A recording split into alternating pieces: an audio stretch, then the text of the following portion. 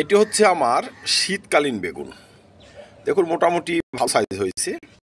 তো যারা শীতকালীন বেগুন চাষ করবেন এখন কিন্তু চারা এনে বসাতে পারেন। আজকে হচ্ছে এই নভেম্বরের শেষ, প্রায় 27 তারিখ সম্ভবত। তো এখনও যদি বসিয়ে দেন 1.5 মাস, ধরুন ডিসেম্বর পার হয়ে জানুয়ারি মাস থেকে কিন্তু বেগুন দিতে শুরু করবে। এখনও সম্ভব।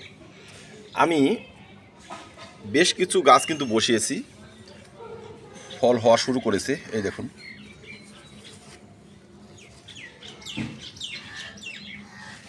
তো আর এগুলো হচ্ছে অল টাইম, এরা শীত গ্রীষ্ম বর্ষা সব সময় বেগুন দেবে। আর ইচ্ছে করলে আবার আপনি অল টাইম গাছও বসাতে পারেন। এই সময় 60% মাটি, 40% গোবর সার দিয়ে বসিয়ে দিন, 1.5 মাসের মধ্যে বেগুন দিতে শুরু করবে। ধন্যবাদ।